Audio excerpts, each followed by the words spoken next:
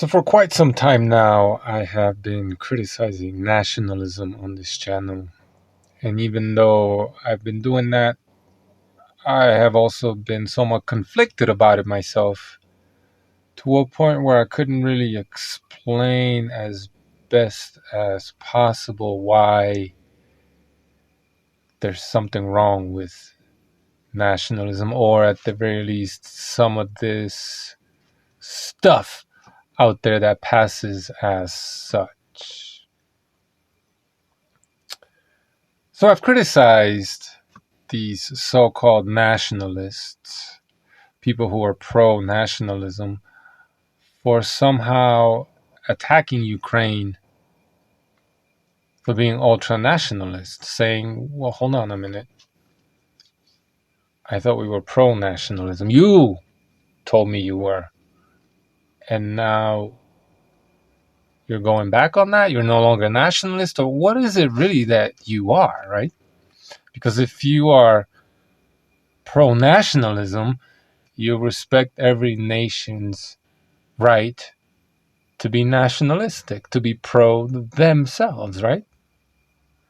But if this so-called nationalism that you seem to profess really only amounts to you being able to be nationalistic at the cost of everybody else, what you're really talking about is some sort of an, if only in the mind, expansionist nationalism or imperialism, which as soon as I formulated these thoughts in my head, it all became clear. I finally understood why I have a problem with not nationalism necessarily, but the way it exists in most European countries today, and even the United States. This so-called ultra nationalist ideology that's really, well, just imperialism disguised as nationalism, or a conflation of the two. So don't you find it interesting that all of these so-called nationalist, ultra-nationalist political parties in Europe are somehow pro-Russia?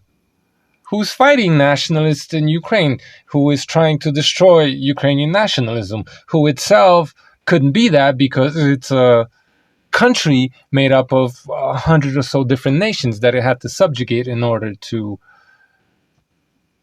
bring them under the same banner and pretend to be one nation. It's not.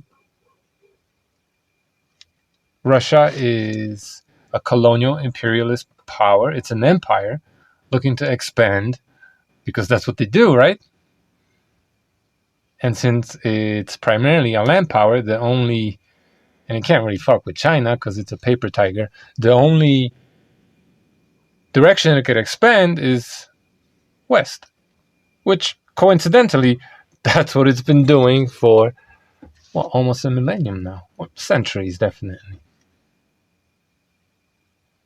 So how is it that all these so-called ultra-nationalist, nationalist parties, political parties all over Europe, why are they pro-Russia? Shouldn't they be pro their own nation?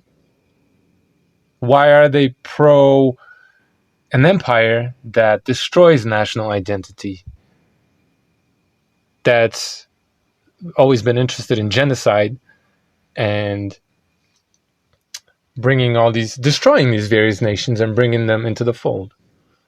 That's as anti-nationalistic as it gets. So I think it's no coincidence that a lot of these ultra far-right so-called nationalist parties in Europe are pro-Russia. It's because they're a Psyop created by Russia, supported by Russia, right? And this whole propaganda, which has truth to it, don't get me wrong, about how the West has sponsored governments in, Eastern Europe, all over the world, but specifically in Eastern Europe, and has staged coups. That's bullshit. Well, that's really to turn the attention away from Russian intelligence services being deeply embedded all over the world, definitely all over Central and Eastern and Western Europe. I mean, what the fuck do you think happened to Heathrow? But that's another video, perhaps. So, yeah, it just never made any sense to me for people who profess to be ultra far right nationalistic, right, pro white race, to support the destruction of what they perceived anyway. And there's some truth to that. A far right nationalist Ukrainian people, military soldiers, that sentiment in Ukraine.